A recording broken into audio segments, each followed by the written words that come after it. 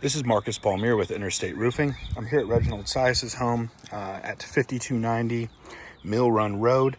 We're up here conducting a repair attempt. We're on the front slope of the roof, and today is March the 13th of 2024. So we're going to be conducting a repair attempt here and attempting to repair a wind damaged shingle. The tab denoted with an X is the one that is wind creased, and then the shingle here in chalk is the one that this shingle is a part of. So what we're going to be doing is breaking the tar strips on the two courses directly above the shingle to be removed. We're then going to pull the nails fastening through the midline and the top of the shingle. After that, we'll remove the old shingle and install a new replacement shingle, fasten it, and then that will conclude the repair. The important thing of note here is that there is presently no existing damage to any of the shingles adjacent to the shingle being repaired, namely the two courses directly above it, as those are the two courses that will be involved and manipulated during the repair. We will be taking extra care during this repair to ensure that we are not lifting the shingles past a 45-degree angle any more than is necessary to pull and drive nails. I'm going to go ahead and pass off the camera here and begin the repair attempt.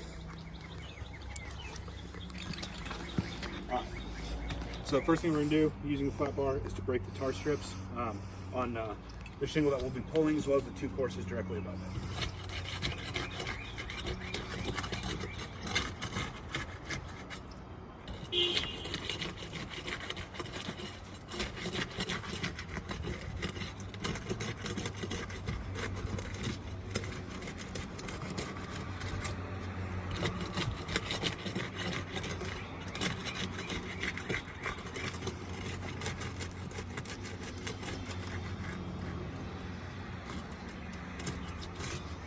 All right, now that the tar strips are broken, we can go ahead and begin to pull nails.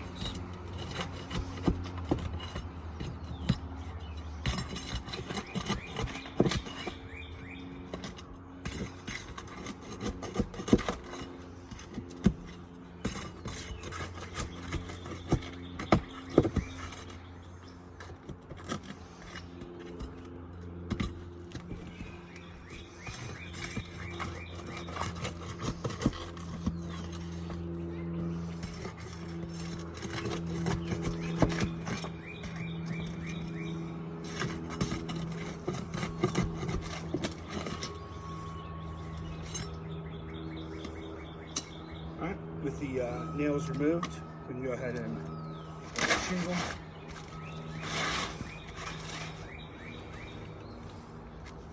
Go and set this to the side.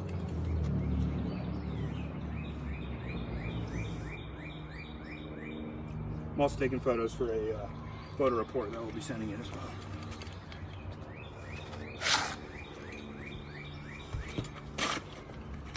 Alright, we have a replacement shingle here.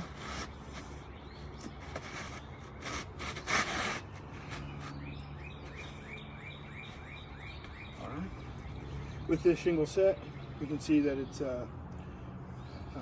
situated in the right place, and we begin to go ahead and drive the nails. Again, we're not going to lift shingles past a 45-degree angle any more than is necessary to drive a nail. The important thing of note here, we must drive nails flush into the roof deck and not canted one way or another, otherwise we will not securely hold the shingle in place.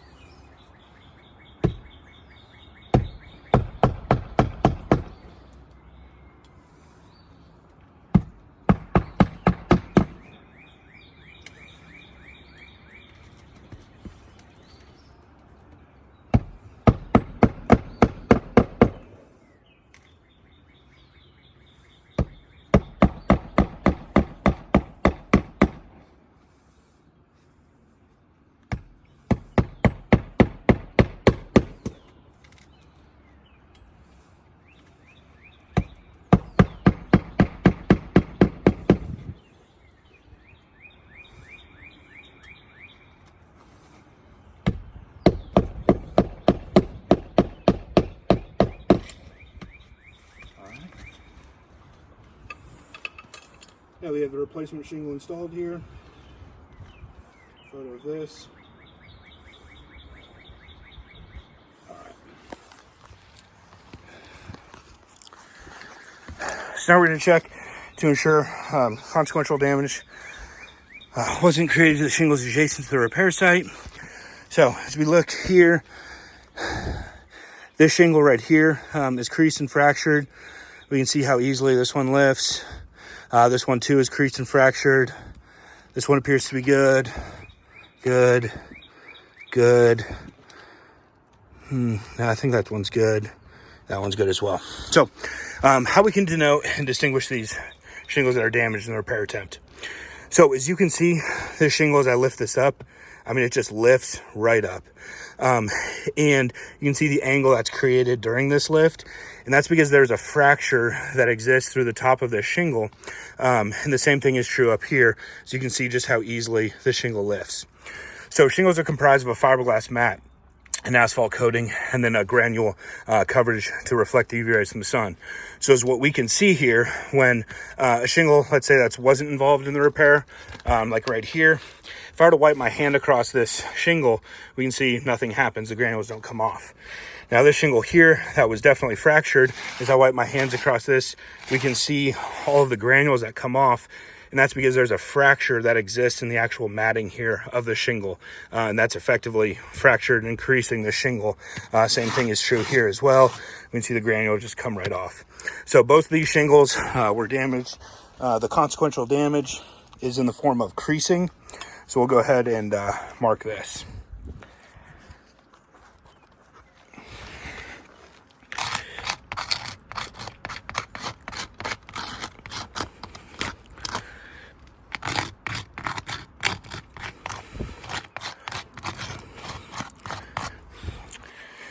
All right, now as by industry standard practices, if we replace a shingle and consequential damage occurs to previously undamaged shingles, that is the textbook example of a non-repairable roof and a repair attempt that has failed.